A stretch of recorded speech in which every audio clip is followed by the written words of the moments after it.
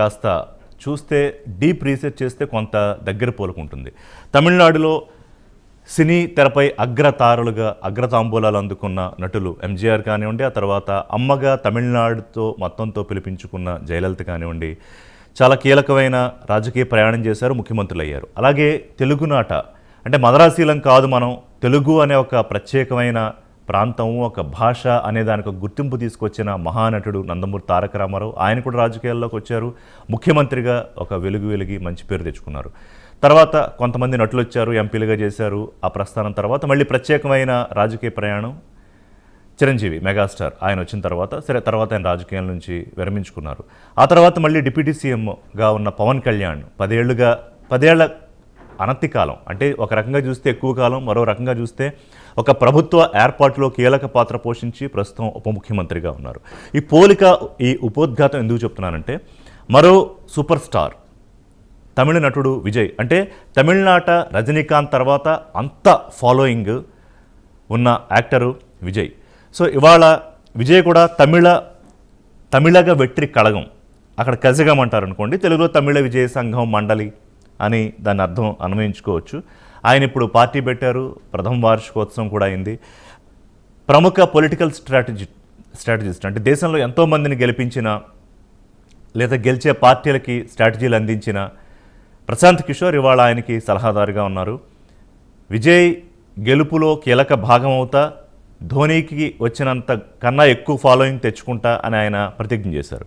ఎలా ఉన్నాయి తమిళ రాజకీయాలు, ఎందుకు తెలుగు ముఖ్యంగా ఆంధ్రప్రదేశ్తో పోలిక, పవన్ కళ్యాణ్ ఫార్ములా అంటే కూటమిని ఏర్పాటు చేసి ప్రభుత్వం ఏర్పాటు చేయడంలో కీలక పాత్ర పోషించిన అదే ఫార్ములాను ప్రశాంత్ కిషోర్ విజయ్కి సూచించారా? అన్నాడీఎంకేతో పొత్తు పెట్టుకోమని సలహా ఇస్తున్నారా? పళనిస్వామి ముఖ్యమంత్రిగా ఉంటే ఈయన ఉప ముఖ్యమంత్రిగా ఉంటారా? లేకపోతే ఇంకా ఎన్ని పాసిబిలిటీస్ ఉన్నాయి? అదే చర్చ వాళ్ళ. మనతో పాటు రామ్ కోటేశ్వరరావు గారు, ప్రముఖ రాజకీయ విశ్లేషకులు, not only Indian politics, international affairs మీద కూడా వారికి చాలా అనుభవం ఉన్న విశ్లేషకులు. అలాగే వివేక్ గారు మనతో జాయిన్ అవుతున్నారు, జనసేన పార్టీ అధికార ప్రతినిధి. పూడి తిరుపతిరావు గారు, బీజేపీ సీనియర్ నాయకులు. విద్యాసాగర్ గారు, తెలుగుదేశం పార్టీ ముఖ్య నాయకులు.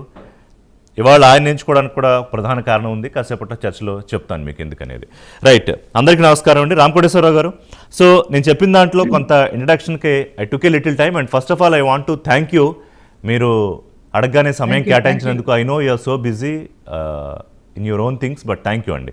సో ఏంటి రామ్ కోటేశ్వర గారు, ఎట్లా చూస్తారు తమిళనాడులో జరుగుతున్న రాజకీయ పరిణామాలు, ముఖ్యంగా విజయ్ ప్రస్థానం, విజయ్ రాక నిజంగా మారుస్తుందా? చాలా బలంగా కనిపిస్తున్న డిఎంకే వాళ్ళ ఓట్లు కానివ్వండి, పర్సంటేజ్ సీట్లు కానివ్వండి, లేకపోతే పార్లమెంట్లో వాళ్ళ పరిస్థితి కానివ్వండి చూస్తే విజయ్ చూపించగలిగే ప్రభావం ఏమిటి?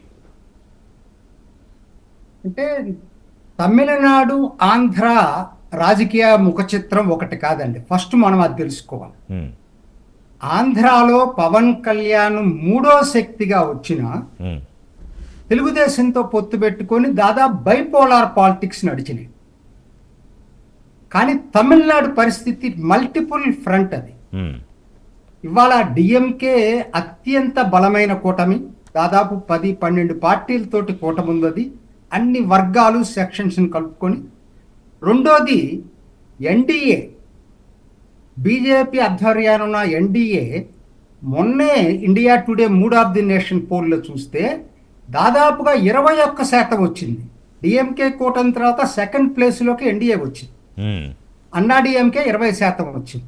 అయితే ఇప్పుడు అన్నాడీఎంకే మీరు చెప్పిన దాంట్లో ఏంటంటే పవన్ కళ్యాణ్ ఫార్ములాని తమిళనాడులో అమలు చేస్తే ఆంధ్రప్రదేశ్ లాగా విజయ్ కూడా సక్సెస్ అవుతాడా?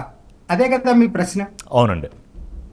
అసలు నంబర్ 1, ఇంతవరకు టీవీకే నుంచి ఎటువంటి ప్రకటన రాలేదు. మనం ఎట్లా ఊహించుకుంటున్నామంటే అన్నాడీఎంకేని విమర్శించాల మొన్న ఫస్ట్ యానివర్సరీలో, అదే జరిగింది. అంతకుమించి దాన్ని బట్టి వార్తా కథనాలు వస్తున్నాయి ఇవాళ. ఒకవేళ నిజంగా అదే అనుకున్నా కూడా పరిస్థితి ఏంటంటే ఎలా ఉంటుందో ఇప్పుడు చెప్పలేమండి. తమిళనాడుకి ఆంధ్రాకి ఎక్కడ పోలిక లేదు. ఒకటి, సినిమా యాక్టర్లు ఎవరొచ్చినా, ఎంజీఆర్ వచ్చినా, జయలలిత వచ్చినా, వాళ్ళు డైరెక్ట్గా సినిమాల నుంచి రాజకీయాల్లోకి రాలేదు. వాళ్ళు అప్పటికే రాజకీయాల్లో పండిపోయారు. డక్కల ముక్కలు తిన్నారు. అలా కాదు. ఆ తర్వాత వచ్చిన విజయకాంత్ కానీ, ఆ తర్వాత కెప్టెన్ విజయకాంత్ కానీ, కమల్ హాసన్ కానీ వీళ్ళందరూ టోటల్గా ఫెయిల్యూర్ అయ్యారు. విజయకాంత్ మొదట్లో సక్సెస్ అయ్యాడు ఒక్కడే ఉన్నప్పుడు. అన్నాడీఎంకేతో కలిసిన తర్వాత టోటల్ ఫ్లాప్ అయ్యాడు కెప్టెన్ విజయకాంత్. యాక్చువల్గా కెప్టెన్ విజయకాంత్ మన తెలుగు వాళ్ళ ఓట్లు చాలా ఎక్కువ. మరి ఈ వార్త ఎందుకు చాలా ప్రస్ఫుటంగా వినిపిస్తుంది రామకోటేశ్వరరావు గారు? అంటే ఆంధ్రప్రదేశ్ ఎన్నికలకు ముందు చంద్రబాబు నాయుడిని, లోకేష్ని ప్రశాంత్ కిషోర్ కలవడము, సరే ఐపాక్ అలా ఆయన అసలు నేను స్ట్రాటజిస్ట్ కానీ లేనని చెప్పడము, కానీ మళ్ళీ ఇవాళ విజయ పక్కన నుంచి గెలిపిస్తానని చెప్పడము, ఆంధ్రప్రదేశ్ ఫార్ములా ఇక్కడ తీసుకొస్తే గ్యారంటీగా విజయం వచ్చే అవకాశం ఉంటుంది, మీరు డిప్యూటీ సీఎం తీసుకోవడానికి మెంటల్గా ప్రిపేర్ అవ్వని చెప్పారని, ఇవన్నీ ఏంటి మరి? జస్ట్ అంటే cooking strategy Prashant Kishor strategy అయి ఉండొచ్చు. ఓకే, అంత మాత్రాన ఖచ్చితంగా సక్సెస్ అవుతుందని చెప్పలేం. నంబర్ 1 ఎందుకు చెప్తున్నానంటే ఇక్కడ 3 ఫ్రంట్లు కావచ్చు, 4 ఫ్రంట్లు కావచ్చు. ఒకవేళ అన్నాడీఎంకే విజయ్ కలిసిన సీమ్యాన్ ఫ్యాక్టర్ని మనం నెగ్లెక్ట్ చేయలేం. సీమ్యాన్కి ఇంతవరకు యావరేజ్న 6 to 8% అక్రాస్ ద స్టేట్ వచ్చింది. ఆయన ఒక ప్రాంతంలో కాదు. ఇప్పుడు అన్నాడీఎంకే అయితే కొంగునాడులోనే ఉంది. సీమ్యాన్ 6 to 8% ఎంటైర్ స్టేట్లో ఈక్వల్గా స్ప్రెడ్ అయింది సీమ్యాన్ది. అయితే ఎంత వస్తుంది? అంత తగ్గిందని అంటున్నారు. తగ్గిన 5% ఉన్న 4 కార్నర్ కాంటెస్ట్ లో 5% ఈజ్ వాల్యుబుల్ పర్సంటేజ్ చాలా. సో కాబట్టి ఏంటంటే వాళ్ళ తమిళనాడులో పవన్ కళ్యాణ్ రెండోది అసలు ఐడియాలజికల్ గా అసలు ఏంటి విజయ్ ఎవరికి తెలియట్లే ఇంతవరకు. ఆయన కాక్టైల్ ఇప్పటి వరకు అయితే పెరియార్ ఫోటో పెట్టుకుంటున్నాడు, కామరాజ్ నాడార్ ఫోటో పెట్టుకుంటున్నాడు. రెండు పరస్పర విరుద్ధమైనటువంటి సిద్ధాంతాలు. సో ఒకటైతే బీజేపీ ఐడియాలజీకి అయితే క్వైట్ అగెనెస్ట్ అనేది అయితే ఎస్టాబ్లిష్ అయిందా? యా, అది ఆయన బేసికల్ గా జోసెఫ్ విజయ్ కాబట్టి ఆయన ఐడియాస్ తో చూసుకున్నప్పుడు మాత్రం ఖచ్చితంగా బీజేపీకి ఎగనెస్ట్. ఆయన డిఎంకేకి ప్రైమరీ ఎనిమీగా ఎగనెస్ట్ అంటున్నాడు తప్పితే, కానీ ఎంటైర్ అతని ప్రాక్టీస్ లో అతను చెప్తున్నాయన్ని డిఎంకేకి ఈయనకి భిన్నం నాకేం కనపట్లేదు. ఉదాహరణకి నీట్ ని వ్యతిరేకించాడు డిఎంకే, ఈయన వ్యతిరేకిస్తున్నాడు. 3 లాంగ్వేజ్ ఫార్ములాని డిఎంకే వ్యతిరేకించింది, విజయ్ వ్యతిరేకిస్తున్నాడు. సిఐఏని డిఎంకే వ్యతిరేకించింది, విజయ్ వ్యతిరేకిస్తున్నాడు. సో ఎక్కడా కూడా ఇంతవరకు ఇది ఒక మరో ద్రవిడియల్ పార్టీ అవుతుంది తప్పితే ఖచ్చితంగా దీనివల్ల గెలుస్తుంది అనేది నేను అనుకోటి. It is too early, it is premature to talk about it. Will discuss clarity comes. More details మాట్లాడదామండి. విద్యాసాగర్ గారు, మీరు ఎట్లా చూస్తున్నారు? What is your perception? ఎందుకంటే యూఆర్ క్లోజ్లీ వర్కింగ్ అక్కడ, తిరుపతిలో ఉన్నారు. తమిళనాడు రాజకీయాలకు సంబంధించి ముఖ్యంగా మన తెలుగు ఓటర్లు, తెలుగు ప్రజలు కూడా చాలా ఎక్కువ సంఖ్యలో అక్కడ ఉన్నారు. సో వాళ్ళు తమిళనాడులో మారుతున్న రాజకీయాలను ఏ కోణంలో చూస్తున్నారు? మీకు అక్కడ అర్థమవుతున్న పరిస్థితులు ఏంటి? ఇవాళ ప్రశాంత్ కిషోర్ ఎందుకు విజయ్ పక్కన వచ్చి గెలిపిస్తానని స్ట్రాటజిస్ట్గా చేరాడు? అలాగే ఎన్డీఏ సేమ్ ఫార్ములా ఏదైతే ఆంధ్రప్రదేశ్లో ఉందో అది రెప్లికా తమిళనాడులో కూడా ఏమన్నా ప్రయత్నం చేస్తుందా, లేకపోతే అక్కడ ఎన్డీఏగా మరో కూటమి ఏర్పాటు అవుతుందా? అది నేను తిరుపతిరావు గారిని కూడా అడుగుతా, బట్ మీరు కూడా అందులో భాగస్వామిగా ఉన్నారు కాబట్టి ఫస్ట్ చెప్పండి. గుడ్ ఈవినింగ్ ఋషి గారు. నమస్కారం. For giving me the opportunity to speak about politics. మిత్రులందరికీ కూడా నా నమస్కారం. తమిళనాడు ఆంధ్ర తేడా ఏమి ఉండదండి. పాలిటిక్స్ లో గానీ, నేచర్ లో గానీ, సాంప్రదాయాల్లో గానీ ఎక్కడ మనకేమి పెద్ద తేడాలు ఏమి ఉండవు. The way they will think is same to same. పెద్ద తేడా ఏమి ఉండదు. అక్కడ కూటమి పార్టీలే ఉంటాయి, ఇక్కడ కూటమి పార్టీలు మాక్సిమం రూల్ చేస్తుంటాయి. కాకపోతే తమిళనాడులో ప్రతి వ్యక్తి పార్టీ పెట్టేస్తుంటారు. అదొక విచిత్రం. అక్కడ మీరు నమ్మరు, అన్రిజిస్టర్డ్ పార్టీస్ అంతా కలిపి 196, 197 ఒక స్టేట్ లో ఉన్నాయి. ఒక్కొక్క ఏరియాకు, ఒక్కొక్క ప్రాంతంలో కూడా లోకల్ వాళ్ళు కూడా ద్రావిడ అనే పదార్థం ఇల్లుచుకొని పార్టీలు పెట్టేస్తుంటారు. So it is the unique అటువంటి విషయాల్లో. ఇక్కడ విజయ్ లో నేను డే 1 నుంచి ఆయన టీవీకే పార్టీని నేను చాలా దగ్గరగా మానిటర్ చేస్తున్నాను. విజయ్ ఆయన చెప్తున్నది ఏంటంటే దేవుడు లేడు అన్న సిద్ధాంతానికి నేను వ్యతిరేకం అన్నాడు ఆయన. అది మెయిన్. దేవుడు లేడు అన్నదానికి వ్యతిరేకం. అంటే దేవుడు దేవుడు నమ్ముతున్నాను అంటాడు. అది సైద్ధాంతికంగా సిద్ధాంతికంగా బీజేపీకి దగ్గర అయిన మాట, డిఎంకేకి దూరమైన మాట. కానీ పెరియార్ని పెట్టుకుని పెరియార్ దేవుళ్ళ విషయంలో మాట్లాడిన మాటలు కానీ తిట్లు కానీ ఇంకెవరు నాకు తెలిసి భారతదేశంలో ఆ స్థాయిలో ఓపెన్గా చేసి ఉంటారు. మరి పెరియార్ ఫోటో పెట్టుకుని ఎట్లా చెప్పగలుగుతాడు ఆ మాట ఆయన? అంటే పెరియార్ని వ్యతిరేకిస్తానని చెప్పాడు మీటింగ్ లో.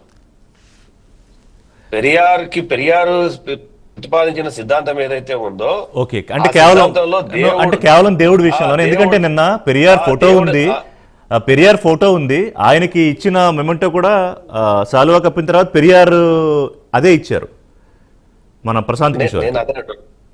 అదే చెప్పాడు ఆయన. పెరియార్ సిద్ధాంతంలో దేవుడు లేడు అన్నదాన్ని వ్యతిరేకిస్తున్నాను అని మీటింగ్ లో తనే స్వయంగా చెప్పాడు. Day 1 at the time of the party announcement meeting. Okay, చెబుతూ ఆ ఒక్కదాని వ్యతిరేకం, మిగతా విషయాలు పెరియారు నేను ఫాలో అవుతాను, కొన్ని విషయాలు చెప్పాను.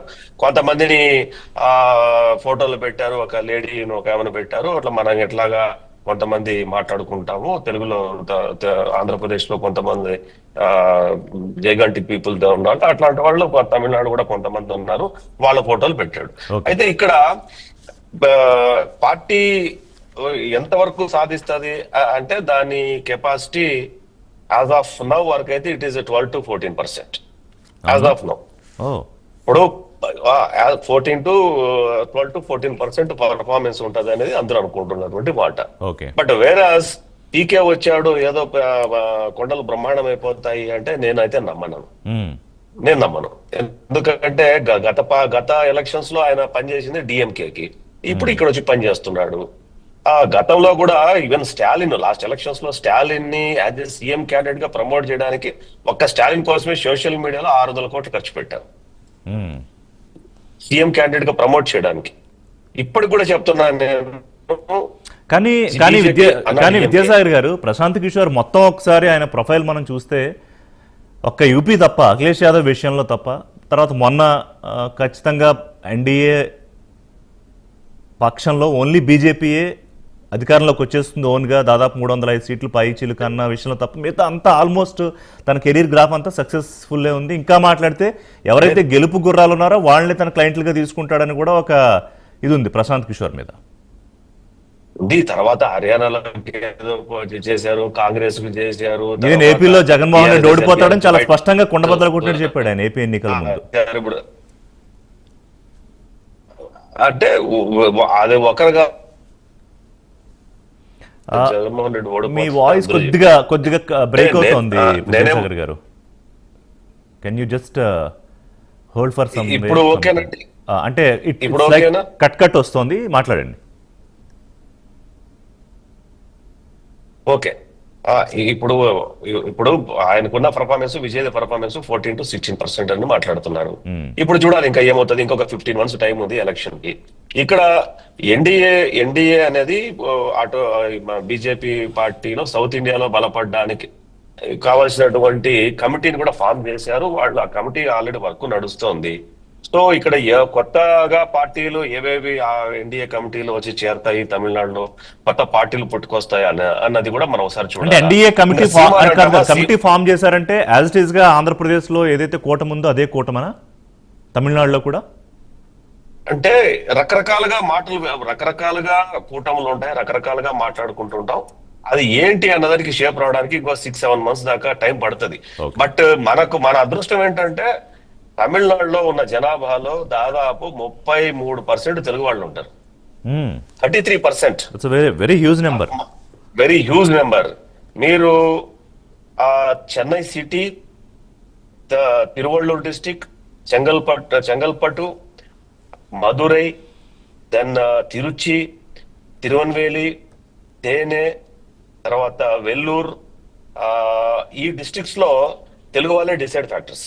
ఈవెన్ హొసూర్, సేలం, కృష్ణగిరి, ఈ బెల్ట్ మొత్తం అంతా కూడా కంప్లీట్ రూల్డ్ అవుట్ తెలుగు వాళ్లే ఉంటారు. ఇప్పుడు కూడా 42 మంది ఎమ్మెల్యేలు ఉన్నారు అసెంబ్లీలో తెలుగు మాట్లాడేవాళ్ళు. తెలుగు 46 మంది మినిస్టర్లు ఉన్నారు తెలుగు వాళ్ళు. Okay, so Telugu number is very huge number. 2.43 crores ఇప్పుడున్న మన తెలుగు మాట్లాడే జనాభా. 2,43,00,000 మంది. అంటే తెలంగాణ ఓటర్లు ఎంతమంది ఉన్నారో తమిళనాడులో అంతమంది జనాభా ఉన్నారు మన వాళ్ళు. సో ఇక్కడ తెలుగు అనేది ఒకటి unique. Even Seeman is Telugu guy, Seeman is Telugu guy, Seeman Telugu roots Telugu అతంది, తెలుగు బ్రహ్మాండంగా మాట్లాడతాడు. ఇప్పటి వరకు పరిపాలించినటువంటి ప్రతి ఒక్కరు కూడా, ఇప్పుడు పరిపాలిస్తున్న వాళ్ళు కూడా అందరూ తెలుగు వాళ్ళే. ఇక సార్ చెప్పారు విజయకాంత్ గురించి, డిఎండికే పార్టీ. విజయకాంత్ ప్రభావం ఈసారి బాగా ఉంటుంది. ఎందుకంటే ఆయన చనిపోయారు, ఆయన లెగసీ ఖచ్చితంగా ఈసారి 2-3% ఓట్ షేర్ ఎక్కువ ఉంటది. అవునా? చనిపోయిన తర్వాత బలపడుతుందా పార్టీ? వినపడుతుంది. వాళ్ళు ఇప్పుడు still I'm coming from Chennai. నేను ఇప్పుడు జర్నీలో ఉన్నాను, తిరుపతి చెన్నైలో ఉన్నాను నేను. ఇప్పటికీ కూడా కోయంబాడి ఏరియాలో ఆయన పార్టీ కార్యాలయంలో ఇప్పటికీ కూడా ఆయన సమాజ్ చూడడానికి క్యూలు ఉంటారు. మీరు ఏ రోజైనా వెళ్ళొచ్చు. కనీసం రోజుకు 2-3 వేల మంది ఆయన సమాజ్ చూడడానికి వస్తారు స్టిల్ ఈ రిపోర్ట్ కూడా.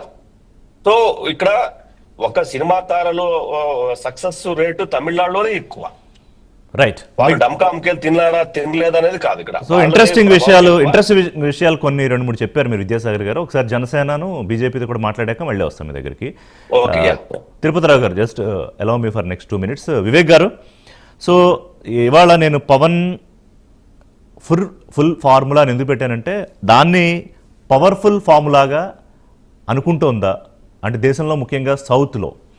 ఎందుకంటే ప్రశాంత్ కిషోర్ అంటే నేను కొంతమందితో మిత్రులతో మాట్లాడితే నాకు వచ్చిన ఇన్ఫర్మేషన్ కొన్ని చోట్ల చదివిందే, నేరుగా నేను విజయ్ గారి పార్టీలో ఎవరితోనూ మాట్లాడే అవకాశం లేదు కదా మనకి ప్రస్తుతానికి. సో ఇలాంటి ఫార్ములాని సజెస్ట్ చేస్తున్నారని ప్రశాంత్ కిషోర్ గారు పవన్ కళ్యాణ్ మోడల్గా. అంతకన్నా ముందు ఏంటంటే అందరికీ తెలుసు పవన్ కళ్యాణ్ గారు విజయ్ గారు మంచి మిత్రులు, ఒకళ్ళ నటన ఒకళ్ళు అభిమానించుకుంటారు, అలాగే ప్రశంసించుకున్న సందర్భాలు ఉన్నాయి. అలానే సేమ్ రాజకీయ బాటలో వెళ్ళాలని ఏం లేదు, ఎవరి వ్యక్తిత్వాలు రాజకీయంగా ఎవరి బాటలు వాళ్ళవి. సో మీకున్న ఇన్ఫర్మేషన్ ఏంటి, మీరు చూస్తున్న పాసిబిలిటీస్ ఏంటి? యముగా ఋషి గారు, మీకు ప్యానెల్లో పెద్దలకి అలాగే ప్రైమ్ లైన్ వీక్షకులందరికీ గుడ్ ఈవినింగ్, నమస్కారం. అంటే తమిళనాడు రాజకీయాలను ముఖ్యంగా మనము ఆలోచిస్తే నా వాయిస్ నాకే వస్తుంది. వినపడుతోంది, చూడండి మాకైతే బాగానే ఉంది, చెప్పండి ఇఫ్ యు ఆర్ కంఫర్టబుల్. నా చెవిలో నా వాయిస్ నాకే రిపీట్ అవుతుంది. It's echo, maybe you can repeat, I mean remove earphone or something. మాకైతే బాగానే వస్తుంది, or we will take 2 minutes. ఇప్పుడు రావట్లేదు, చెప్పండి. సో తమిళనాడు రాజకీయాలు మొదటి నుంచి అంటే సినిమా బ్యాక్గ్రౌండ్ తో ఉన్న వ్యక్తిత్వాలకు సంబంధించిన వ్యక్తులే మనం మొదటి నుంచి చూసాం. రైట్ ఫ్రమ్ ద 67 డిఎంకే ఆవిర్భావం నుంచి, దెన్ 77లో ఏఐడిఎంకేగా మన ఎంజీఆర్ ముఖ్యమంత్రిగా మొట్టమొదటి ఒక సినిమా హీరో మొట్టమొదటి ముఖ్యమంత్రి పీఠాన్ని అధిష్ఠించిన రోజు నుంచి కాన్సిక్వెన్సెస్ నెక్స్ట్ దాని తర్వాత పరిణామం 91లో 88లో మొదటిసారి జయలలిత గారు తీసుకున్న ప్రతిపక్ష నాయకురాలుగా ఆయన చనిపోయిన అనంతరము, 91లో మొదటిసారిగా అత్యంత పిన్న వయస్కురాలుగా జయలలిత ముఖ్యమంత్రి ప్రమాణ స్వీకారము, తర్వాత రైట్ రజనీకాంత్ గారు ఎంట్రీ ఇస్తానని చెప్పి ఆగిపోయిన సందర్భం, కమల్ హాసన్ గారు సినిమాలో ఉన్న నేడు డిఎంకే ఉప ముఖ్యమంత్రిగా ఉన్న స్టాలిన్ కొడుకు. సో సినిమాను రాజకీయాలను తమిళనాడు వేరు చేసి చూడలేదు. వాళ్ళు అవి రెండు అవినాభావ సంబంధం కలిగిన వ్యక్తులుగా చూడాల్సి వస్తుంది ప్రతి సందర్భంలో రాజకీయాలకు సంబంధించి. ముఖ్యంగా తమిళనాడు వ్యక్తి ఆరాధన భావం కూడా చాలా ఎక్కువ. నేను 2000 సంవత్సరంలో అక్కడ పనిచేసినప్పుడు అక్కడ ఒక డిఫరెంట్ కల్చర్ ని కనిపిస్తుంది. అంటే యునైటెడ్ గా ఏ విషయాలకు వస్తారంటే తమిళ సంస్కృతి విషయంలో పార్టీలు మిగతా ఏవి రావు, వాళ్లకు నమ్మ తమిళ్ అంతే అనే ఒక ఏమంటారు మన తమిళ్, అది మనకు కూడా ఉంటే బాగుంటుందని నాకు చాలా సార్లు అనిపిస్తుంది. బట్ అదే చాలా సార్లు బాధ కలిగిస్తుంది. సో మంత్రులు ఎక్కడికి వెళ్ళినా కూడా ఇప్పుడు భాష గురించి జరుగుతున్న గొడవ ఏంటి, స్టాలిన్ ఏమంటున్నాడు, హిందీ మింగేసింది, 32 భాషలను మింగేసింది, మీరు మా భాషలకు 2 భాషలు వస్తే చాలు, అందులో తమిళనాడుకి సంబంధించిన వాళ్ళు అవుట్రేట్ గా వాళ్ళ భాష గురించి మనము ఒక రోల్ మోడల్ గా తీసుకోవచ్చు ఎవరి ప్రాంతీయ భాషలకు సంబంధించిన వాళ్ళు. అయితే తెలుగునాడుకు దానికి ఒక పోలిక ఏంటంటే మనము కూడా ప్రాంతీయ పార్టీలుగా ఉన్నాము, కానీ మనం అంత స్థాయిలో అంటే తమిళనాడుకు సంబంధించిన స్థాయిలో అంటే రివెంజ్ పాలిటిక్స్ అక్కడ కంపేర్ చేస్తే అక్కడ మొదలైనాయి. మొదటగా రివెంజ్ పాలిటిక్స్ అక్కడే మొదలైనాయి. 91లో ఆవిడ కరుణానిధిని లాక్కెళ్ళిన సందర్భము, తిరిగి ఆవిడను చీర పట్టి లాగిన సందర్భము. సో రివెంజ్ పాలిటిక్స్ అనేది కూడా మొదట అక్కడ నుంచే మొదలైందని చెప్పుకోవచ్చు. మనకు హెవీగా ఒక ప్రతిపక్షము అధికార పక్షం ఉంటే 2 పార్టీలు, అయితే వీళ్ళకి అవుట్ రేట్ మ్యాండేట్ ఉంటుంది, లేకపోతే అవుట్ రేట్ గా వాళ్ళకి మ్యాండేట్, వీళ్ళు ఉంటే వీళ్ళు, అవుట్ ఉంటే వాళ్ళు. సో అదొక పోటీ యుద్ధ వాతావరణం కరుణానిధి అండ్ జయలలిత. మొన్నే డిఫరెంట్ గా ఇచ్చారు తమిళనాడు గత అసెంబ్లీలోనే డిఫరెంట్. సో ఈ కోణాలు రెండు చూసినప్పుడు ఏమవుతుందంటే మనకు ఆవిడ ఎప్పుడైతే మంచం మీద పడిందో, మీరు ఆ పార్టీలను గమనిస్తే ఆ లెగసీ కంటిన్యూ చేసే వ్యక్తులు లేకపోతే పన్నీర్ సెల్వానికి మన ఈయనకు ఇంకొక ఆయన పళని గాని వీళ్ళిద్దరికి జరిగిన పోటాపోటీ యుద్ధం కావచ్చు, అదంతా ఆమె తదనంతరం శశికళ శపథం చేసిన సమాధి మీద చేసి సడన్ గా ఆమె పార్టీ నుంచి నేను ఎగ్జిట్ అయిపోతున్నాను, పోటీ చేయట్లేదు అనే తదనంతర కార్యక్రమాలు, ఇవన్నీ మనము తమిళనాడు రాజకీయాల్లో విజయ్ని అదే సీక్వెన్స్ లో చూడాల్సి ఉంటది. సో ఎప్పుడు ఏ పరిస్థితుల్లో ఆయన పార్టీ పెట్టాడు, అక్కడ వాక్యూమ్ ఉందని ఆయనకు ఇప్పుడు ప్రధానంగా కనిపించింది ఏంటంటే విజయ్ ఎందుకు పాలిటిక్స్ లోకి వచ్చాడంటే, ఒక పక్క కమల్ హాసన్ గారు యాక్టివ్ గా లేరు, ఒకవేళ ఉన్న స్పేస్ ఎంత ఉందో తెలియదు ప్రస్తుతానికి. అలాగే విజయకాంత్ పార్టీ గురించి చనిపోయిన అనంతరం ఇందాక విద్యాసాగర్ గారు చెప్పినట్టు స్కోప్ అయితే ఉంది, ఎందుకంటే ఆయనకు చాలా ఫ్యాన్ ఫాలోయింగ్ ఉంది. విజయకాంత్ అనే కెప్టెన్ కు చాలా ఫ్యాన్ ఫాలోయింగ్ ఉంది. ఇప్పుడు ఆయన మరణానంతరం జరుగుతున్న ఎన్నికలు కాబట్టి అంతో ఎంతో ఓట్ షేర్ తెచ్చుకోగల అవకాశం ఉంది. కమల్ హాసన్ గారు ఎంత చేయగలరు అనే దాని మీద ఒక డౌట్ ఉంది. విజయ్ అనే వ్యక్తి ఇప్పుడు సినిమాకు అతిపెద్ద ఫ్యాన్ ఫాలోయింగ్ ఉన్న వ్యక్తిగా, అంటే రాజకీయాల్లో అతిపెద్ద ఫ్యాన్ ఫాలోయింగ్ ఉన్న వ్యక్తిగా ఆయన ఇప్పుడు ఒంటరిగా పోటీ చేస్తాడా, పోటీ చేసే క్రమంలో ఏ భావోద్వేగాలు తమిళనాడును ఇన్ఫ్లుయెన్స్ చేస్తాయి అనే దానికి పీకే ఇచ్చిన సలహాలకు ఉపయోగపడి ఉండవచ్చు. ఎందుకంటే పీకే స్ట్రాటజీ స్టేట్ టు స్టేట్ మారుతూ ఉంటుంది. ఆయా స్టేట్ లోకల్ కి సంబంధించిన ఇష్యూస్ నే పీకే ఎక్కువ తీసుకొస్తాడు. 2019 లో కోడికొత్తి డ్రామా ఎలాగైతే ఇక్కడ మనకు వైసీపీ వాళ్ళు తీసుకొచ్చారో అలాంటి కొన్ని స్ట్రాటజీస్ ఫాలో చేసుకుంటూ తీసుకొచ్చిన విజయాల్లో భాగంగా అలాంటివి పీకే కొన్ని చేశాడనేది వైసీపీ వాళ్ళకి ఇచ్చిన మనము తరచూ మాట్లాడుకునే అంశాలు. సో తమిళనాడుకు సంబంధించినది ఎక్కువగా ద్రవిడ, తమిళకు సంబంధించిన ప్రతి దాన్ని ఎమోషనల్ గా తీసుకెళ్తారు. ఆ కోణంలో పూర్వీకులకు సంబంధించిన లైక్ పెరియారు, వీళ్ళు కామనర్, వీళ్ళంతా ఆ పార్టీలకు సంబంధించిన వ్యక్తులు కావచ్చు, సినిమాలు, వారి భాషకు సంబంధించిన ఎవరెవరైతే ఈ 2000 సంవత్సరాలలో ఉన్నారో వాళ్ళందరి లిస్టు తీసుకొని ఆ భావోద్వేగాన్ని అందులో మిళితం చేసి రాజకీయంగా సంపాదించుకోవాలి. ఎమోషనల్ డ్రివెన్ పాలిటిక్స్ నడుస్తాయి Tamil Nadu. Every time happening in Tamil Nadu elections. every 5 years. Thanks for waiting, thanks for your patience అండి. సో మీరు ఎట్లా చూస్తున్నారు తిరుపతిరావు గారు, ముఖ్యంగా బీజేపీకి కొరకరాని కొయ్యే తమిళనాడు. సరే సౌత్లో కర్ణాటక, తెలంగాణ మీకు కొంత దొరుకుతున్నాయి, కేరళ, తమిళనాడు దొరకట్లేదు. మొన్న అన్నామలై కూడా అసలు ఆయన ఫోర్స్ ప్రెజెన్స్ అదంతా నేను అట్లీస్ట్ పర్సనల్గా నేను ఆయన ఖచ్చితంగా ఖాతా తెరుస్తాడు అనుకున్నాను. సరే ఎమ్మెల్యేలుగా మీరు దాదాపు 4 సీట్లు ఎన్నో ఉన్నట్టున్నాయి, పర్సంటేజ్ కూడా బాగానే ఉంది. ఏంటి ఎలా చూస్తున్నారు ఇప్పుడు విజయ్ రాక? మీకు వ్యతిరేకంగానే ఖచ్చితంగా ఉన్నట్టు అనిపిస్తోంది. డిఎంకే వారు చెప్పినట్టుగా రామకోటేశ్వరరావు గారు బలంగానే ఉంది. ఏఐడిఎంకేతో తెగతింపులు చేసుకున్నారు, లేదా మళ్ళీ ఇంకో కొత్త ఫార్ములా ఏమన్నా వస్తుందా మా విద్యాసాగర్ గారు చెప్తున్నట్టు? అందరికీ నమస్కారం ఋషి గారు. నమస్కారం అండి. ఇక్కడ ఆంధ్ర పాలిటిక్స్ కి తమిళనాడు పాలిటిక్స్ కి సంబంధం లేదనే విషయం దాదాపు అందరూ అంగీకరిస్తున్నటువంటిది. నా ముందు మాట్లాడినటువంటి ముగ్గురు కూడా సంబంధం లేదు అనే దగ్గర విద్యాసాగర్ గారు ఉందన్నారు, అంటే కొంత దగ్గరగానే ఉంటే పెద్ద వైరుధ్యం లేదు అన్నారు. అదే ఒక స్థాయిలో ఉండొచ్చు అన్నట్టుగా చెప్పారు, కానీ ఖచ్చితంగా చెప్పడానికి నేనైతే ఇప్పుడు మీరు అన్నారు కదా, ఇప్పుడు భారతీయ జనతా పార్టీ మేము తమిళనాడులో డెఫినెట్ గా ఇప్పుడు అన్నామలై ఆధారంగా మొన్న ఎన్నికల్లో 18% ఓట్లు వచ్చాయి మాట. 18 అంటే పార్లమెంట్ ఎన్నికల్లో 11%? మొన్న వచ్చినప్పుడు 18% ఓట్లు వచ్చేసి. Okay, subject to correction maybe what ever. అంటే నాకున్న ఇన్ఫర్మేషన్ ఏంటంటే, నేను స్టడీ చేసిన దాని ప్రకారం అసెంబ్లీ ఎన్నికల్లో 2.6% 4 ఎమ్మెల్యేలు, అది పార్లమెంట్కి వచ్చేటప్పటికి 11% వచ్చింది, ఓట్ షేర్ పెరిగింది. మేబీ నేను కూడా పొరపడి ఉండొచ్చు. వాట్ ఎవర్ ఇట్ మేబీ పెంచుకోవడం పెరిగింది. అన్నామలై ఆధారంగా మేము అక్కడ వెళ్తున్నటువంటి సందర్భం. అయితే ఇక్కడ గమనించాల్సింది ఏంటంటే, ఆంధ్రప్రదేశ్ రాష్ట్రంలో ఇవాళ కూడా సరే కాంగ్రెస్ పరిస్థితి విభజన తర్వాత పూర్తిగా కనుమరుగైపోయింది, కానీ విభజన వరకు కాంగ్రెస్ రూలింగ్ లో ఉన్నటువంటి సందర్భాలు ఉన్నాయి. కానీ తమిళనాడులో తీసుకున్నట్టయితే సిన్స్ 1967 అక్కడ ప్రాంతీయ పార్టీ పుట్టిన నుండి అక్కడ మరి అధికారంలో లేదు కాంగ్రెస్. ట్రూ, మీరు అబ్జర్వ్ చేసినట్లే. అదే విధంగా కమ్యూనిస్టుల దళపోనికి కూడా అక్కడ లేకుండా పోయింది.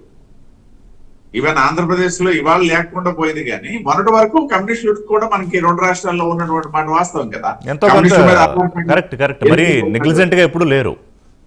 లేదు. సో ఇటువంటిది సరే. ఇంకా భారతీయ జనతా పార్టీ అనేసి అంటే మేము జనసంఘ ఉన్నప్పటి నుండి ప్రయత్నాలు అయితే ప్రారంభమయ్యాయి కానీ అవకాశం అయితే రాలేదు. అది ఆంధ్రప్రదేశ్ లాగే అక్కడ కూడా జరిగింది. ఆంధ్రప్రదేశ్ లో ఇంకా 1998లో మేము మళ్ళీ 18% ఓట్ షేర్ తోని పార్లమెంట్ ఎన్నికల్లో వచ్చినటువంటి సందర్భం ఉంది కానీ అక్కడైతే లేదు. మీరు అన్నట్టుగా మొన్నటిదే either 11 or 18 what ever it may be, నా దగ్గర కూడా పొరపాటు ఉండొచ్చు. అయితే ఇంకొకటి ఏంటంటే అంటే నేను ఇక్కడ ఇంకో విషయాన్ని కూడా ఎస్టాబ్లిష్ చేయదలుచుకున్నా ఋషి గారు. ఇప్పుడు తెలుగు వాళ్ళైతే ఖచ్చితంగా మా విద్యాసాగర్ గారు చెప్పినట్టుగా 1/3 ఆఫ్ ద పీపుల్ తెలుగు వాళ్ళు ఉన్నారు. వారు చెప్పినటువంటి బెల్ట్ లో నేను కూడా వృత్తిరీత్యా కొన్నాళ్ళు తిరిగినటువంటి వాడు నాకు తెలుసు. రైట్. కానీ వాళ్ళు మళ్ళీ మన రాష్ట్రం ఆధారంగా ఆలోచన చేస్తారని నేను విశ్వసించాను. ఆ రాష్ట్రం ఆధారంగానే ఆలోచన ఉంటుంది. ఉదాహరణకి నేను ఉన్నటువంటి శ్రీకాకుళం జిల్లా మీకు అందరికీ తెలిసింది, ఆల్మోస్ట్ ఒరిస్సాలో ఉన్నటువంటి జిల్లా. మా కల్చర్ కూడా ఒరిస్సా కల్చరే ఉంటుంది ఇక్కడ.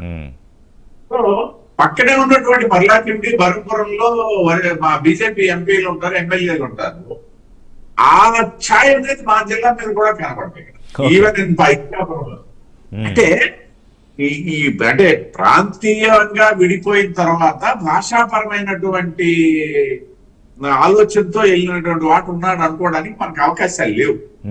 ఒకటి.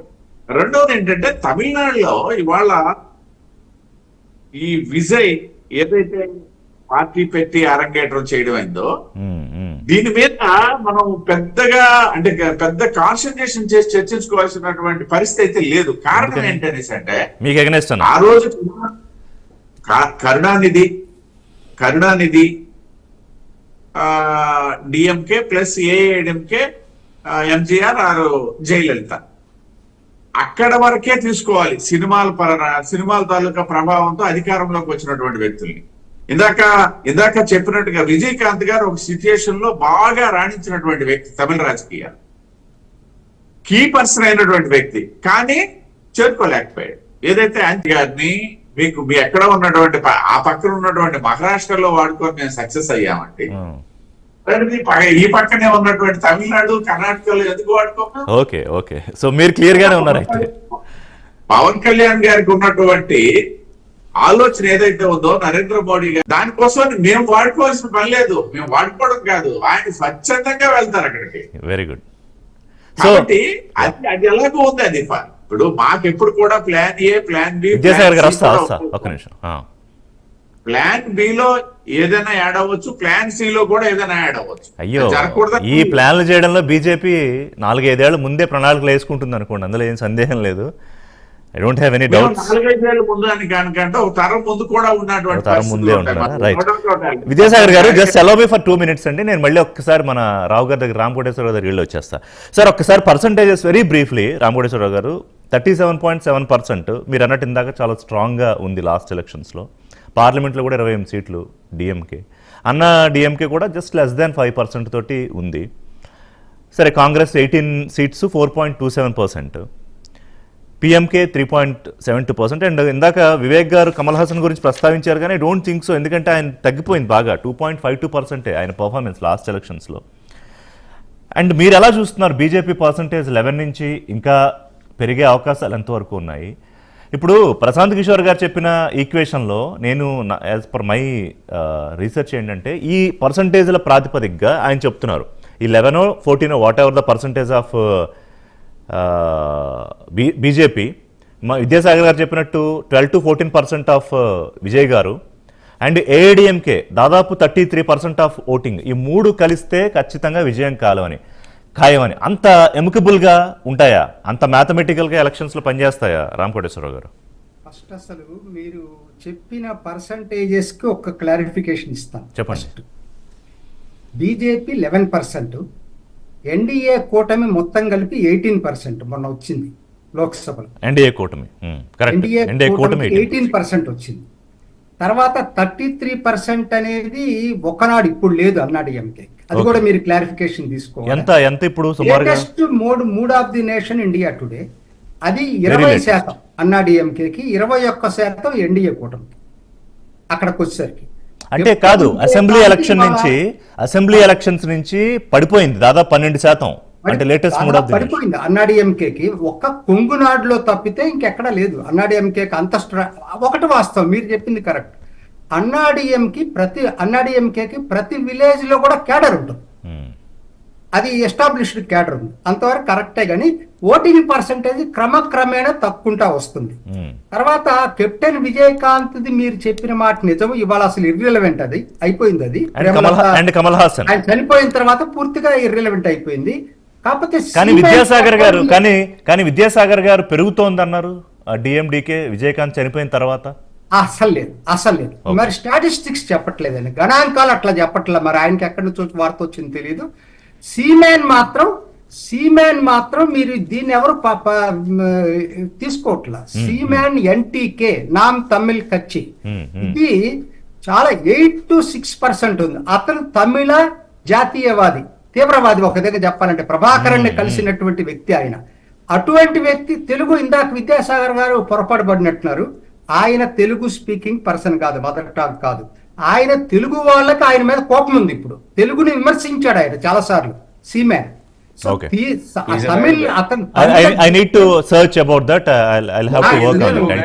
మీరు కావాలంటే సెర్చ్ చేసుకోండి నేను చెప్పింది. ఎందుకంటే తెలుగు స్పీకింగ్ అంటే ఫస్ట్ వై గోపాలస్వామి, రామకృష్ణన్ ఒక అతను ఉండేవాడు, కెప్టెన్ విజయకాంత్, ఇప్పుడు ఎవరంటే రాధిక. అంటే ఆవిడ అంత ఫిగర్ కాదు కానీ రాధిక కూడా మధురై పక్కన విరుద్ నగర్ లో పోటీ చేసింది. అక్కడ తెలుగు వాళ్ళు ఎక్కువ విరుద్ నగర్ లో కూడా. బట్ ఇందాక నేను తిరుపతి రావు గారు చెప్పిన దాంట్లో ఒకటి ఏకీభవిస్తా, ఏంటంటే తెలుగు మదర్ టాంగ్ ఉంది, వాళ్ళకి ఆ ఫీలింగ్ ఉంటే ఉండొచ్చు, కానీ అక్కడ రాజకీయాల్లో నుంచి పోలరైజ్ అవుతారు తప్పితే ఆంధ్ర రాజకీయాలతో దానికి సంబంధం లేదు. అది మాత్రం మనకు క్లారిటీ తీసుకోవాలి. ఉన్నారు కాబట్టి 2-3 పర్వాలేదు, యాక్సెప్టెన్స్ కూడా ఉండదా కోటేశ్వరరావు గారు? అది చెప్తా. అది ఏంటంటే పవన్ కళ్యాణ్ వేరు, అంతేగాని ఇప్పుడు మిగతా ఏదో మొత్తం రాజకీయ పార్టీలకి యాక్సెప్టెన్స్ ఉండకపోవచ్చు, పవన్ కళ్యాణ్ ఎందుకు ఉంటుందో కూడా చెప్తాను. కానీ చెప్పే ముందు మీరు చెప్పిన పాయింట్ కి ఒకటి ఆన్సర్ చేస్తా. ఏంటంటే ఎందుకు ప్రశాంత్ కిషోర్ అన్నాడీఎంతో కలవాలని చెప్పి సలహా ఇచ్చాడు అనేది ఒక్కటి.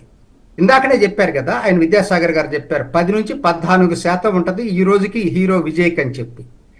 అంటే రిస్క్ తీసుకోవాలి కదా, ఒక్కడికే వెళ్ళేటట్టు అయితే అధికారంలోకి రాడు. సో ఏంటంటే రిస్క్ అవాయిడ్ చేయడం కోసం సేఫ్ సైడ్ గా ఇంకొక పార్టీని కలుపుకుంటే బెటర్ అనేది. మోరోవర్ తమిళనాడు రాజకీయాలు మీరు అర్థం చేసుకోవాలి, డిఎంకే కూడా ఒంటరిగా పోటీ చేసి గెలవదు, ఎప్పుడు కూడా కోయిలేషన్ లేకుండా డిఎంకే గెలవదు. అన్నాడీఎంకే పరిస్థితి జయలలిత ఉన్నప్పుడు గెలిచింది, కానీ ఇప్పుడు అన్నాడీఎంకే కోయిలేషన్ లేకుండా గెలవదు.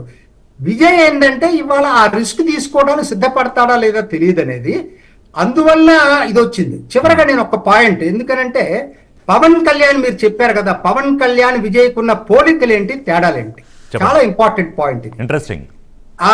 ఎందుకనంటే పవన్ కళ్యాణ్ విజయ్ సెలబ్రిటీస్, అక్కడే పోలిక ఉంది, మిగతా ఏ విషయాల్లో పోలిక లేదు. ఫ్యాన్ ఫాలోయింగ్ లో విజయ్ బ్రహ్మాండమైన ఫ్యాన్ ఫాలోయింగ్ ఉంది, పవన్ కళ్యాణ్ కి ఉంది, ఇక్కడే పోలిక, సెలబ్రిటీస్ గా పోలిక ఉంది. తేడా ఎక్కడుందంటే పవన్ కళ్యాణ్ ఒక ప్రాంతీయ పార్టీని స్థాపించిన జాతీయ భావాలు మెండుగా ఉన్న వ్యక్తి.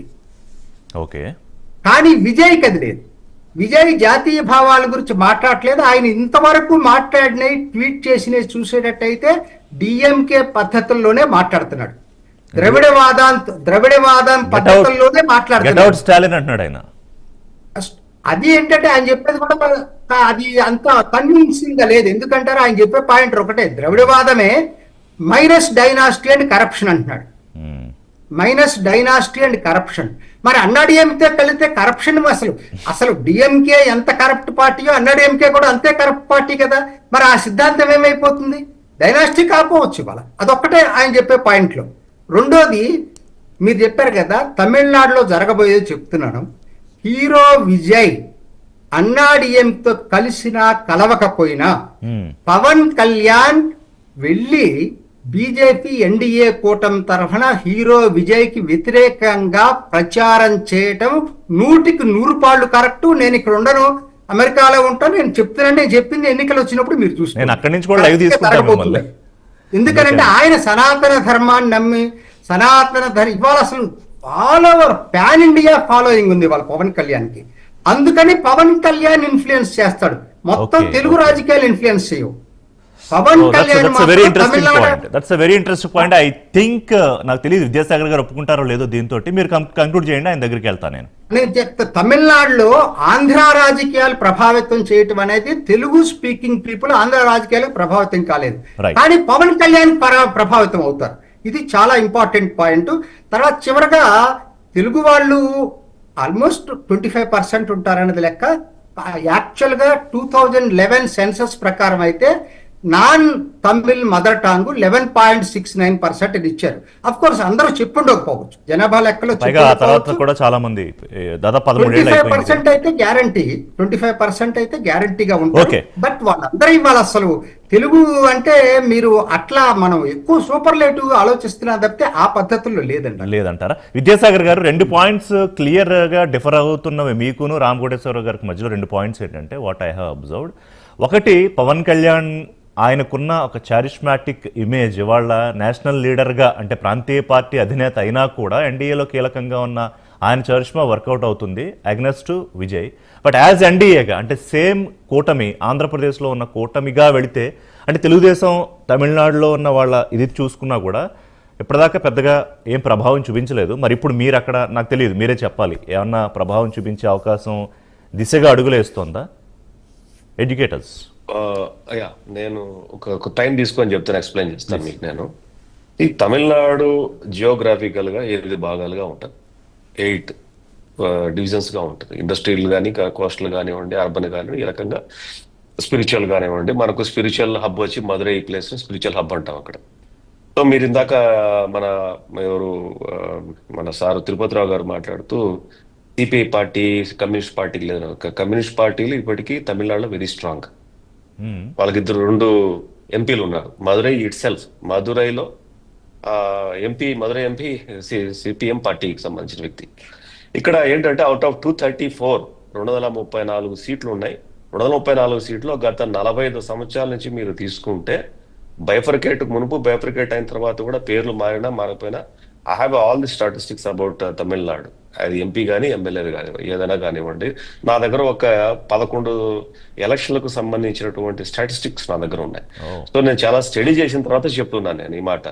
ఏంటంటే చరిత్రలో ఒక్కసారి జయలలిత 2006 సంవత్సరంలో ఆవిడ చనిపోక మునుపు జరిగిన ఎలక్షన్ లో ఒంటరిగా పోటీ చేసింది.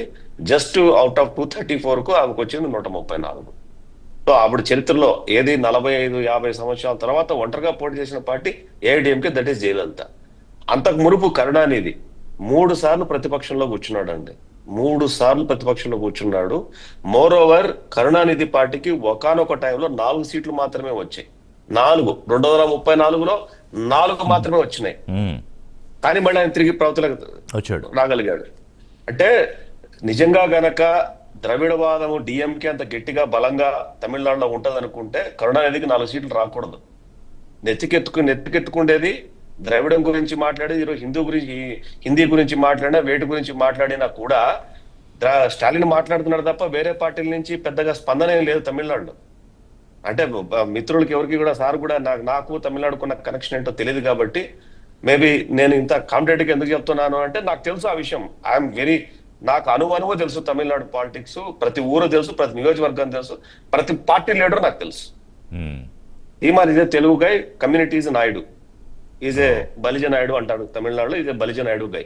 ఓకే, మీరు captain Vijayakanth area Madurai peripheral ఏరియాలో ఆయన పుట్టి పెరిగింది. అది ఇప్పటికీ కూడా నాయకర్ అనే ఏదైతే కులం ఉందో అది వెరీ స్ట్రాంగ్, వెరీ స్ట్రాంగ్ ఆ ప్రాంతంలో. ఓకే, ఆ నాయకర్ నథింగ్ బట్ బలిజ, ఆంధ్రాలో మన కాపు అంటాం కదా, అతను కాపు కమ్యూనిటీకి సంబంధించి లేడు. అది ఎంత బలమైన అంటే ఆర్థికంగా, సామాజికంగా వాళ్ళు చాలా బలమైన వాళ్ళు.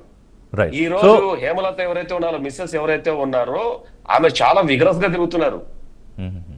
మోర్ ఓవర్ ఆ కమ్యూనిటీ అన్నింటినీ కూడా ఏకం చేస్తుంది. రీసెంట్ గానే ఒక 1 వీక్ ముందు కూడా మీటింగ్ పెట్టారు. ఎప్పుడు వాళ్ళ పార్టీ చరిత్రలో లేనంత జనం మొన్న 1 వీక్ బ్యాక్ విజయసాగర్ గారు, నా పాయింట్ కాదు, రెండు కాదు, ఒక నిమిషం. రెండు ఏంటంటే, ఒకటి మీరు చెప్పిన దాదాపు 2 కోట్ల పైచిలకు, 2,20,00,000, 30,00,000, 34 లక్షల మంది తెలుగు వాళ్ళు ఆంధ్ర రాజకీయాలని చూసే పద్ధతి, వాళ్ళు తమిళనాడు రూట్స్ కనెక్ట్ అయిపోయి అక్కడ దాదాపు మమేకం అయిపోయి వాళ్ళు అక్కడ చూస్తున్న తీరు వేరుగా ఉంటుందని రామకోటేశ్వర గారు చెప్పారు.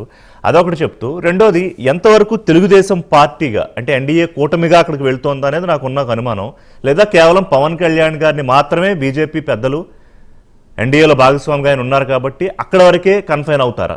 దీని మీద మీకున్న క్లారిటీ ఏంటి? అంటే అది లేటర్ ఆన్ డిసైడ్ అవుతాయి. ఎన్డీఏ అంటే ఏ భాగస్వాములు ఎవరు అన్నది లేటర్ ఆన్ అట్లీస్ట్ పోనీ టీడీపీ గురించి చెప్పండి. TDP is really working in Tamil Nadu aggressively? ఇప్పుడు ఒకటి చెన్నైలో మాకు మెంబర్షిప్ డ్రైవ్ జరిగింది. ఏది మన మెంబర్షిప్ డ్రైవ్ అప్పుడు మెంబర్షిప్ డ్రైవ్ జరిగింది చెన్నై సిటీలో. దానికి ఎంపీ గారిని ఇన్ఛార్జ్ గా ఇచ్చారు. ఎంపీ గారు వెళ్ళారు అక్కడ, దాన్ని మానిటర్ చేశారు. అది later on will speak all the things. NDA అంటే ఏంటి, దానికి షేప్ ఏంటి అన్న దాని మీద ఎన్డీఏ ఆల్రెడీ బీజేపీ ఎన్డీఏ కూటమి ఒక కమిటీ కూడా ఫామ్ చేసి దాంట్లో రామ్మోహన్ నాయుడు గారు కూడా one of the number, JP Nadda, వీళ్ళంతా దాంట్లో కమిటీ నెంబర్ ఉన్నారు. వాళ్ళు ఏం డిసైడ్ చేస్తారో మనం చూడాలి, ఫ్యూచర్ లో చూడాలి. నేనేమంటానంటే ఇప్పుడు తమిళనాడులో ఉన్నంత మాత్రాన మీరు తెలుగును మూలాలు మర్చిపోరు. అంటే అక్కడ ఏదో అండపిండ బ్రహ్మాండం అయిపోతే నేను చెప్పట్లేదు. ఎందుకు జయలలిత అన్నిసార్లు గెలవగలిగింది, లేకపోతే వైభవ్ ఎందుకు తను సెట్ చేసుకోగలిగాడు, లేకపోతే ఎందుకు విజయకాంత్ అంత పర్సెంటేజ్ ఓట్లు ప్రభావం చూపగలిగాడు, తర్వాత ఫెయిల్యూర్ ఆఫ్ సక్సెస్ అనేది దట్ ఈస్ డిఫరెంట్ స్టోరీ. ప్రభావం చూపగలిగారా లేదని అంటే because of only the language. ఈరోజు సీమానికి 7% వచ్చింది అంటే బికాస్ ఆఫ్ తెలుగు గై. అతను మళ్ళీ తమిళ్ను ప్రేమించవచ్చు, లేకపోతే తమిళ్తో ఆయనకు మమేకమై ఉండొచ్చు, ఆయన పేరులోనే తమిళ్ పార్టీ పేరులోనే పెట్టుకోవడం ఏదైనా ఉండొచ్చు. ఈవెన్ మీరు చూడండి, విజయ్ మొదటి స్టేట్మెంట్ లో ఏదైతే ఉందో ఆయన పార్టీ పెట్టినప్పుడు 2 పేర్లు తీసుకున్నాడు.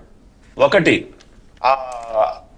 మన ఎంజీఆర్ గురించి, తమిళనాడులో ఎంజీఆర్, ఆంధ్రాలో ఎన్టీఆర్ పేరు, ఆయన 2 పేర్లు తీసుకున్నాడు. ఆ 2 పేర్లే ప్రస్తావించి సినిమాల గురించి మాట్లాడి నటులకి ఏం తెలుసు, నటులకి ఏం తెలియదు కదా అన్నట్టు కొంతమంది మాట్లాడుతున్నారు. మరి తమిళనాడులో ఎంజీఆర్, ఆంధ్రాలో ఎన్టీఆర్ సక్సెస్ అయినారు, సినిమాలు నటించే వాళ్లకు రాజకీయం తెలియదు అనుకోవడం పొరపాటు. దాన్ని మనం తిరిగి చూపించాలా, మళ్ళా ఇట్లా ఎన్టీఆర్ లాగానో లేకపోతే ఎంజీఆర్ లాగానే మనం ఈసారి ఎలక్షన్ వచ్చేది ప్రభావం చూపాలనేది ఆయన స్పీచ్ అని చెప్పారు. ఆయన స్పీచ్ వెరీ వెరీ క్లియర్.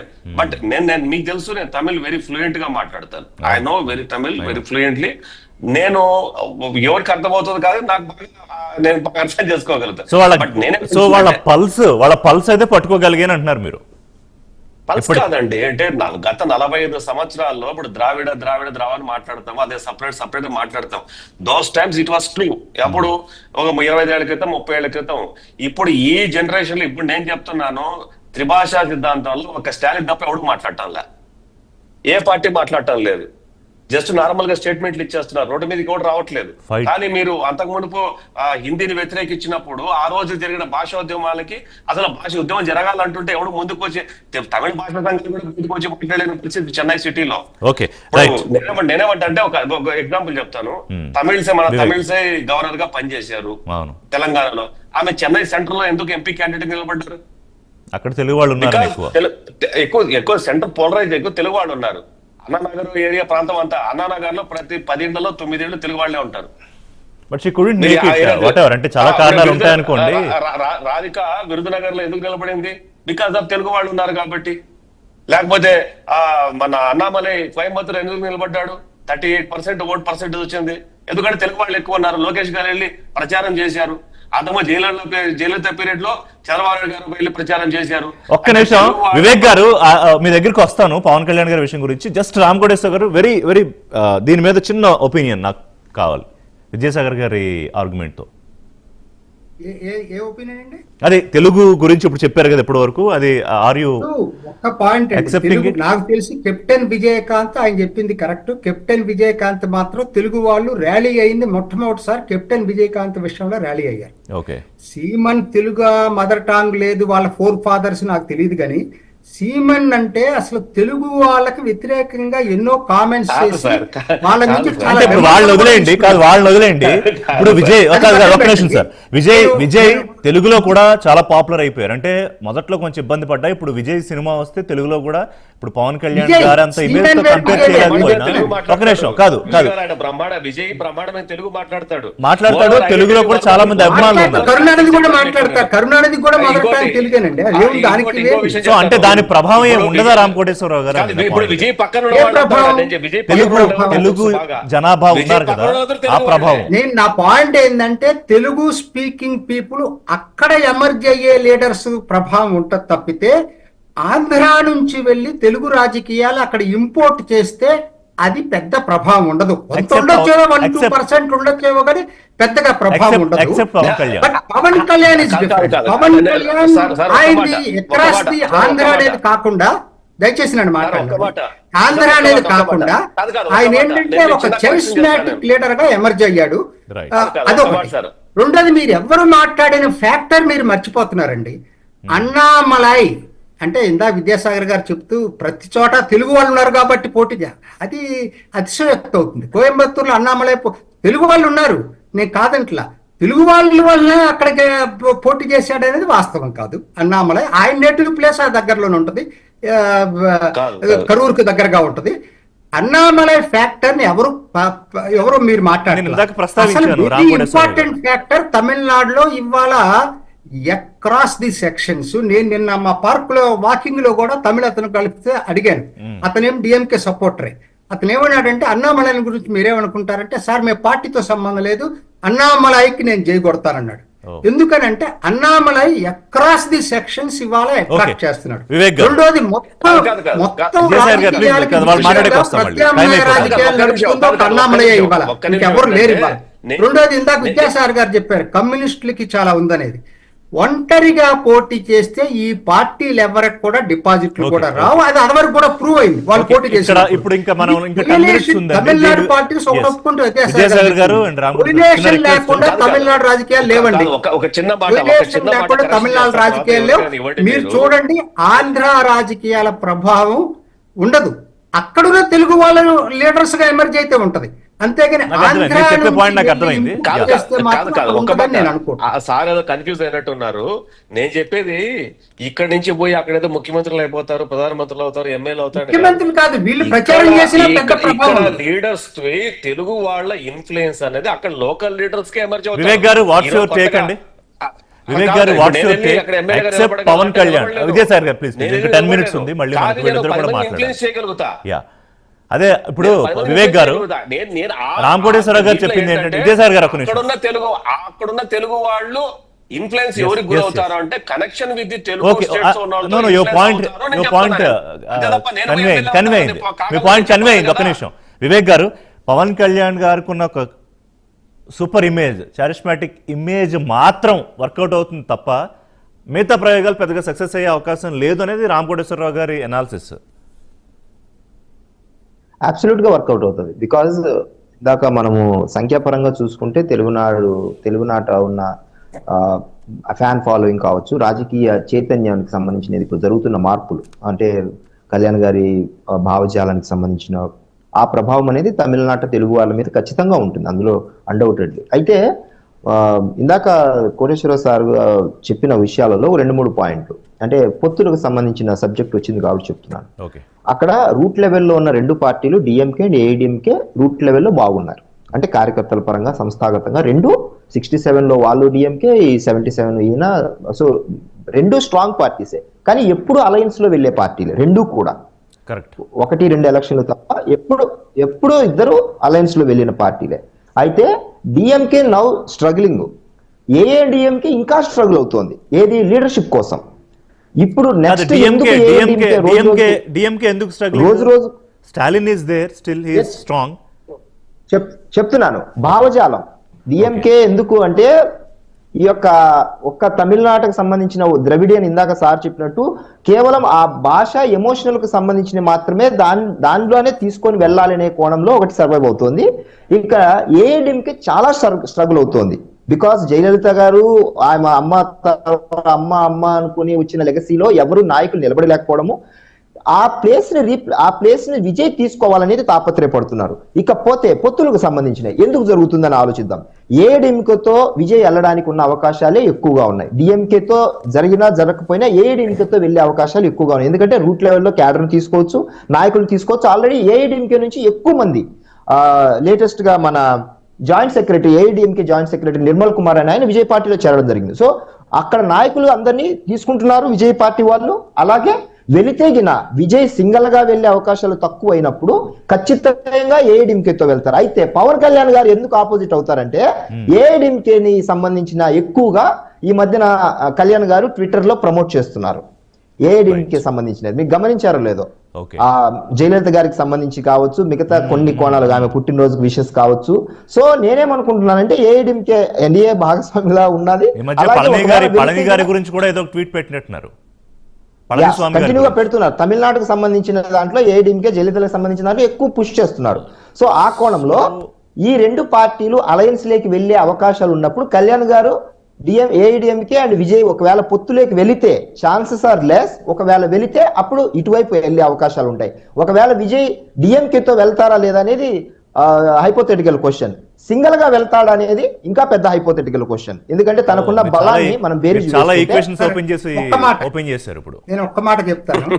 పొత్తుల విషయంలోకి వచ్చేసరికి ఇంకొకటి మీరు మర్చిపోతుంది ఏంటంటే, ఇప్పుడు కొత్తగా వచ్చిన పరిణామం ఏంటంటే ఎన్డీఏ కూటమిలో సీమ్యాన్ చేరొచ్చు అనేది బాగా వస్తా ఉంది ఇప్పుడు. ఎందుకంటే అతను పెరియార్ని విమర్శిస్తూ మాట్లాడాడు, ఈ మధ్య అటాక్ చేస్తా మాట్లాడాడు పెరియార్ని. సీమ్యాన్ వచ్చి ఎన్డీఏ కూటమిలో చేరొచ్చు. అన్నా డిఎంకేకి ఐడియాలజీ లేదు. ఈపీఎస్ చీఫ్ మినిస్టర్ అనేది కనుక ఎన్డీఏ అన్నామలై కేంద్ర నాయకత్వం బీజేపీ నాయకత్వం ఒప్పుకుంటే ఆయన బేరీ చేసుకుంటాడు, విజయ్తో బెటరా ఎన్డీఏతో బెటరా అని. ఈపీఎస్ అన్నా డిఎంకే ప్రస్తుతం అయితే ఐడియాలజీ లేదు, కేవలం ఆయన చీఫ్ మినిస్టర్ పోస్ట్ ఒక్కటే ఆయన ఐడియాలజీ, అది ఒక్కటే. సో అంటే తిరుపతిరావు గారు, వివేక్ గారు అయిపోయిందా మీ పాయింట్? తిరుపతిరావు గారి దగ్గరికి వెళ్తా.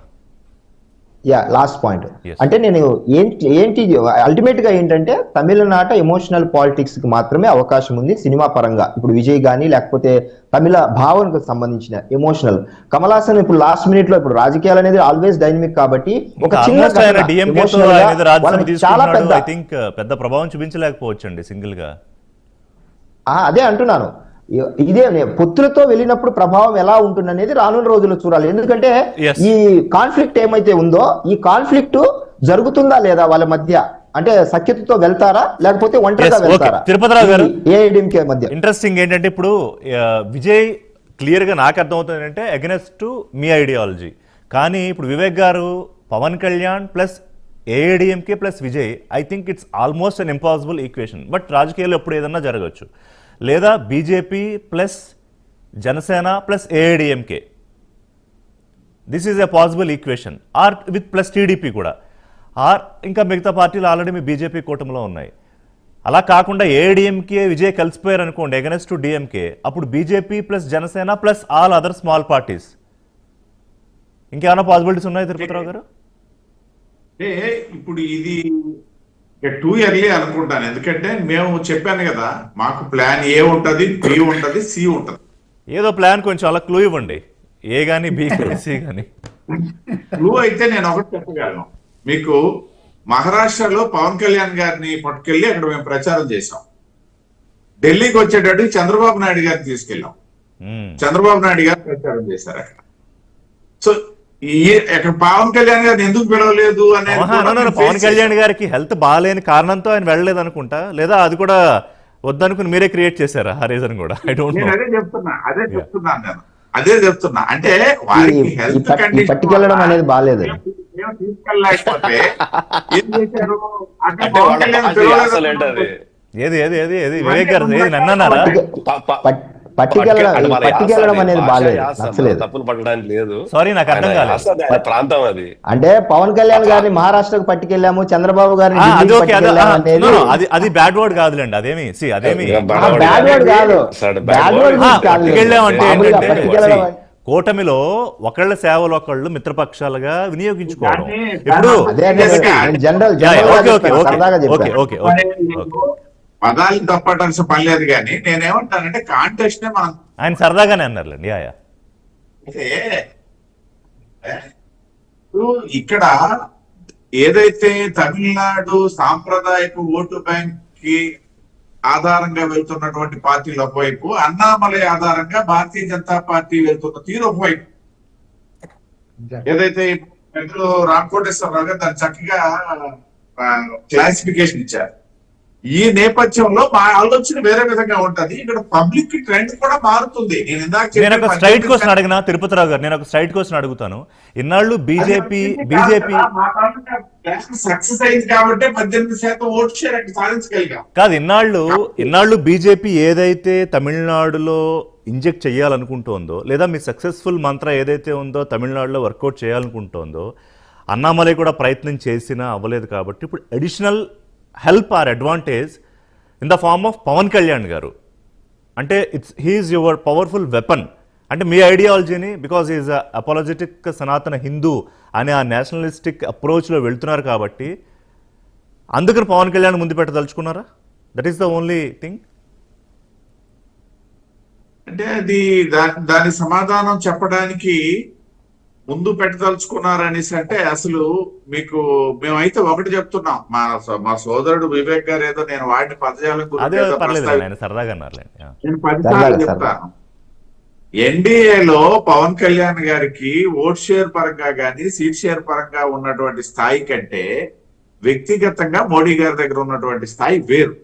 రైట్ చెప్పారు. రైట్.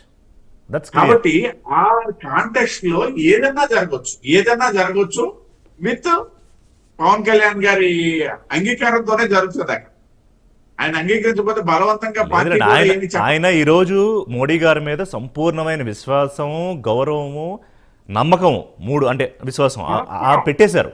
సో అంటే అలానే పరస్పర గౌరవము, పరస్పర విశ్వాసము ఉన్నటువంటి వ్యక్తులు వాళ్ళిద్దరు. Correct. So I mean there are many equations are opened. Vivek garu కొన్ని ఈక్వేషన్స్ ఓపెన్ చేశారు, రామకోటేశ్వరరావు గారు చాలా, విద్యాసాగర్ గారు రాజకీయాల్లో గుర్రము ఎగరవచ్చు. I agree. ఇప్పుడు పరస్పరమైన విరుద్ధమైన భావజాలంతో పాటు చాలా కాన్ఫ్లిక్ట్ ఉన్నటువంటి జమ్మూ కాశ్మీర్ లో పీడీపీతో కలిసి బీజేపీ పవర్ షేర్ చేసుకునేది. ఇక్కడ విజయ్ తో బీజేపీ కలవదు. విజయ్, పవన్ కళ్యాణ్ వీళ్ళంతా అన్నా డిఎంకే వీళ్ళంతా కలిసి కంటెస్ట్ చేయరు అనేది అనుకోవటం అన్నదే నేను ఒప్పుకోను. దాన్ని ఏదైనా జరగచ్చు. But one thing this time I will tell you Rishi, certainly Telugu people will play the very key role in Tamil Nadu politics with NDA party. You will see in the year of 2026 that I am telling you. నేను చాలా serious గా ఉండబోతోంది election 2026 Tamil Nadu. నేను చెప్తున్నా, ఈ దేశ రాజకీయాల్లో మాకు బద్ధ శత్రువులు ఎవరైనా ఉన్నారంటే లెఫ్టిస్టులు, తర్వాత కాంగ్రెసే.